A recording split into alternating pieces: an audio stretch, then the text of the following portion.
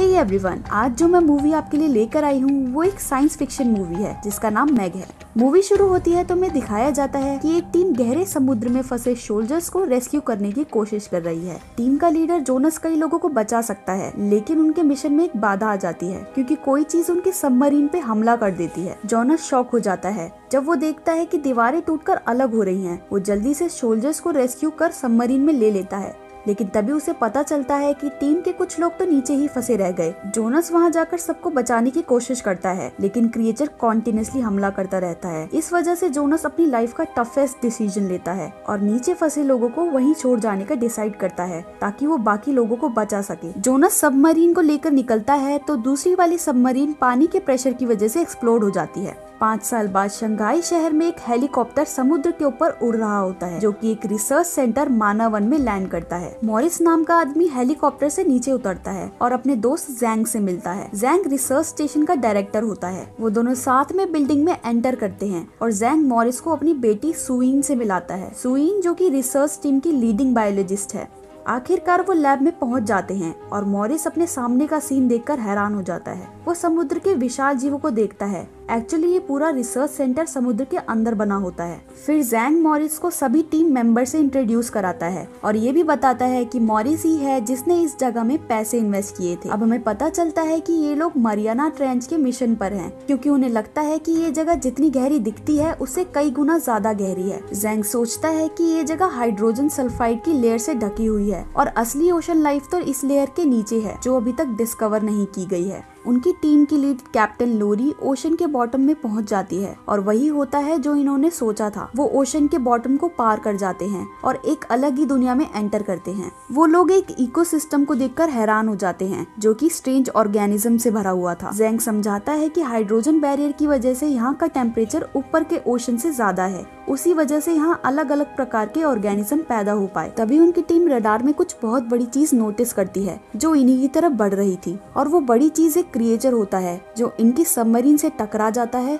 जिस वजह से इनकी सबमरीन से नेटवर्क कट जाता है। वहाँ रिसर्च सेंटर पर ग्रुप डिस्कस करता है कि मिशन पर गए लोगों को कैसे रेस्क्यू किया जाए। तभी ऑपरेशन मैनेजर मैक्स सजेस्ट करता है कि हमें जोनस को इस टास्क के लिए हायर करना चाहिए, जो कि उसका करीबी दोस्त भी है। डॉक्टर हेलर इस सजेशन का विरोध करते हैं। वो कहते हैं कि लास्ट मिशन में जोनस ने कुछ लोगों को मरने के लिए छोड़ दिया था, लेकिन मैक्स सबको याद दिलाता है कि ऐसा करना जरूरी था, नहीं तो वो सब मारे जाते।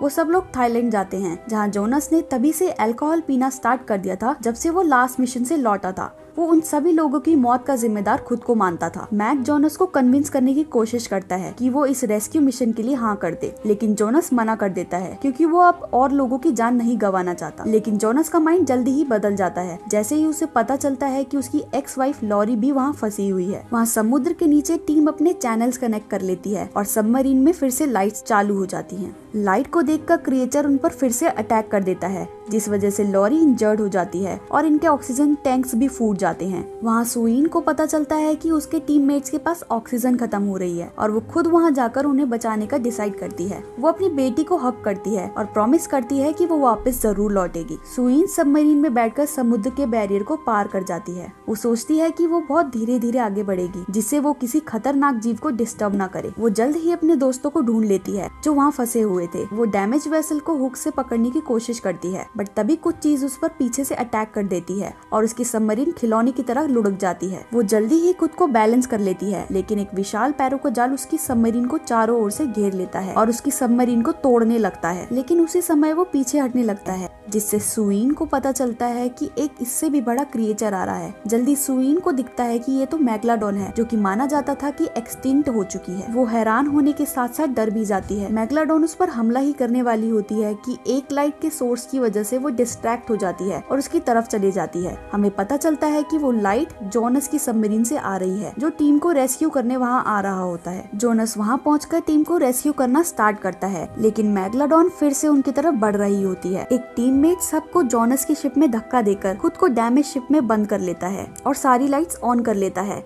ताकि मैगलाडोन का ध्यान उस पर आए। जोनस अपनी टीम के साथ वहाँ से निकल जाता है और वो जायंट क्रिएचर मैगलाडोन उस टीममेट की सबमरीन पे अटैक कर देती है, जिस वजह से वहाँ बहुत बड़ा एक्सप्लोजन हो जाता है। बाकी बचे टीम मेंबर्स वापस सरफेस पे आ जाते हैं। हमारा मेन कैरेक्टर जोनस बहुत गिल्टी फील कर रहा होता है क्योंकि वो एक टीम मेंबर को नहीं बचा सका, लेकिन हम क्लियरली देख सकते हैं कि यहाँ उसकी कोई गलती नहीं थी। वो सब एक मीटिंग रखते हैं और ये डिसाइड करने लगते हैं कि मैगलाडोन का क्या किया जाए। उधर सुइन की बेटी खेलते हुए लोअर लेवल एरिया की तरफ आ जाती है, लेकिन उसे पता नहीं चलता कि एक जायंट शार्क उसके पीछे आ रही है। क्रिएचर ग्लास को बाइट कर लेता है जो पूरी बिल्डिंग को हिला देता है। इससे मीटिंग में बैठे सभी लोग जल्दी से नीचे की ओर दौड़ते हैं। अब उन्हें पता चलता है कि मैगलाडोन भी हाइड्रोजन बैरियर पार करके नॉर्मल ओशन में आ गई है। इससे पहले कि वो कुछ समझ पाते कि आगे क्या करना है, एक वार्निंग सिग्नल उनके कंप्यूटर पर दिखाई देने लगता है, जिससे उन्हें पता चलता है कि बहुत सारी शिप्स उस एरिया में गई हैं। शायद क्रिएचर ने उन पर अटैक कर दिया है। वो लोग जल्दी से शिप्स के लोगों को बचाने के लिए निकलते हैं, लेकिन वहाँ वो देखते हैं कि बोट के अलावा कोई नहीं बचा। फिर वो सब लोग डिसाइड करते हैं कि उन्हें क्रिएचर को रोकना होगा इससे पहले कि वो और किसी की जान ले। उनके पास इतना टाइम नहीं होता कि वो शार्क को पकड़ने की तैयारी करने वापस जाएं। इसलिए वो डिसाइड करते हैं कि वो मैगलाडोन के भागने से पहले उस पर एक ट्रैकर लगाएंगे। जोनस कहता है कि वो जाएगा और शार्क के फिन पर ट्रैकर लगाकर आएगा। वो पानी में कूद जाता है, लेकिन शार्क उसे कम्प्लीटली इग्नोर कर वहाँ से चली जाती है। एक बार को तो ऐसा लगता है कि शार्क को टकले लोगों में कोई इंटरेस्ट ही नहीं है। टीम एक बहुत बड़ी गलती कर बैठती है। जब वो जोनस को जल्दी से वापस खींच रहे होते हैं, मैगलाडोन उस मूवमेंट को नोटिस कर लेती है और जोनस के पीछे आने लगती है। मैग जोनस को खाने ही वाली होती है कि टीम मेंबर उसे जल्दी से बोट पर खींच लेते हैं। अब जब उन्होंने मैगलाडोन पर ट्रैकर लगा दिया है, टीम शार्क के केज को पानी में उतारने की तैयारी करती है, जिसके अंदर सुइन होती है। वो चारे को यूज करके शार्क को सुइन की तरफ अट्रैक्ट करते हैं ताकि जल्दी से जल्दी उसे पकड़ा जा सके। जल्दी ही बहुत सारी शार्क सुइन के चारों ओर घूमने लगती हैं और अचानक वो शार्क्स वहाँ से भागने लगती हैं, क्योंकि उनसे भी बहुत बड़ी शार्क मैगलाडोन वहाँ आ रही थी। तभी जायंट शार्क मैगलाडोन केज पर अटैक करने लगती है। केज बोट पर एक केबल से अटैच था, जिस वजह से मैगलाडोन के साथ साथ पूरी बोट खींची चली जाती है। मैगलाडोन केज को अपने मुंह में दबा लेती है और सुइन को शार्क पर ट्रैंक्विलाइजर इंजेक्ट करने का चांस मिल जाता है, लेकिन जायंट शार्क हार मानने को तैयार नहीं थी और वो केज को निगलना स्टार्ट कर देती है। उधर जोनस को रियलाइज होता है कि सुइन खतरे में है। मैगलाडोन के जोर से खींचने की वजह से एक बंदा बोट से पानी में गिर जाता है और मैगलाडोन केज छोड़कर उसकी तरफ बढ़ने लगती है। वो बंदा मैग से बचकर बोट पर चढ़ जाता है और उधर जोनस को सुइन को बचाने का चांस मिल जाता है। सुइन ऑक्सीजन की कमी की वजह से बेहोश हो रही थी। तभी जोनस केज का गेट खोलकर उसे अपने साथ ले जाने लगता है। मैगलाडोन उनको खाने ही वाली थी, लेकिन केबल से अटैच होने की वजह से वो उन तक नहीं पहुंच पाती और वो केबल से मैग को बाहर खींच लेते हैं। जोनस अनकॉन्शियस सुइन को शिप पर वापस लाता है और उसे सीपीआर मेथड से होश में लाता है। सुइन होश में आती है तो वो जोनस को थैंक यू बोलती है। वो दोनों बाहर आते हैं तो जायंट क्रिएचर का साइज देखकर बहुत हैरान हो जाते हैं। वो लोग खुशी से सेलिब्रेट कर रहे होते हैं कि उन्होंने जायंट शार्क को पकड़ लिया, लेकिन उनकी खुशी गम में बदल जाती है जब इससे भी बहुत बड़ी शार्क पानी में गिरे हुए उस आदमी को खा जाती है और बोट पर लटकी शार्क को भी बाइट कर लेती है। इस वजह से उनकी बोट पानी में पलट जाती है। सभी पानी में गिर जाते हैं। जोनस सुइन के डैड को बचाता है क्योंकि इस दौरान वो काफी इंजर्ड हो जाते हैं। वो वहाँ मौजूद लाइफ बोट्स पर बैठकर वहाँ से भागते हैं। उन्हें जल्द ही रियलाइज होता है कि मैग उनका पीछा कर रही है और इसलिए मॉरिस बैकअप टीम को कॉल करता है और टीम वहाँ जल्द से जल्द पहुँच जाती है। बैकअप टीम मैग पर अटैक करती है, जिससे वो वापस चली जाती है और जोनस और उसकी टीम बच जाती है। लेकिन वो लोग सुइन के डैड को नहीं बचा पाते और वो सुइन की नजरों के सामने ही मर जाते हैं। रिसर्च सेंटर पर वापस आकर मॉरिस सबको बोलता है कि वो रिसर्च को रोक रहा है जब तक कि जायंट शार्क मैग ना मारी जाए। वो कहता है कि अब वो और किसी को मरते हुए नहीं देख सकता और उसने गवर्नमेंट को इस इशू को हैंडल कर दिया है। बट रियलिटी में वो खुद सीक्रेटली मैग को मारने के मिशन पर निकलता है ताकि वो किसी भी लीगल रिस्पॉन्सिबिलिटी से बचा रहे। वो क्रिएचर की तरफ बढ़ते हैं और समुद्र में बहुत सारे बॉम्ब्स फेंकते हैं, जिससे बहुत बड़ा एक्सप्लोजन होता है और एक जायंट बॉडी सरफेस पर तैरने लगती है। वो सोचते हैं कि उन्होंने फाइनली मैगलाडोन को मार दिया है और उसके पास देखने जाते हैं, पर वो क्या देखते हैं कि छोटी छोटी शार्क मैगलाडोन की बॉडी को खा रही हैं। मॉरिस की टीम जल्दबाजी में वहाँ से निकलने के चक्कर में एक टीम मेंबर को पानी में गिरा हुआ छोड़ जाते हैं और हमें पता चलता है कि एक जायंट क्रिएचर उसे भी खा लेता है। वहाँ जोनस को रियलाइज होता है कि मॉरिस ने किसी को भी जायंट शार्क्स के बारे में नहीं बताया। इसका मतलब है कि टीम को अभी भी क्रिएचर को ढूंढना है ताकि वो आगे किसी भी लाइफ डैमेज को अवॉइड कर सके। तभी लॉरी ट्रैकर में देखती है कि वो बहुत बड़ा क्रिएचर बीच की तरफ बढ़ रहा है, जहाँ बहुत सारे लोग वेकेशन मनाने आते हैं। पूरी टीम बीच की तरफ निकलती है और अथॉरिटीज को भी कॉल करने की कोशिश करती है, बट अथॉरिटीज उन्हें सीरियसली नहीं लेती, जिसकी वजह से वो खुद इस काम को निपटाने की कोशिश करते हैं। हैं। शार्क्स की आवाज से मैग को अट्रैक्ट करने का प्लान बनाते हैं और साथ ही अपनी शिप पर हथियार भी लगा देते हैं। दूसरी तरफ बीच के पास बहुत सारे लोग तैर रहे थे।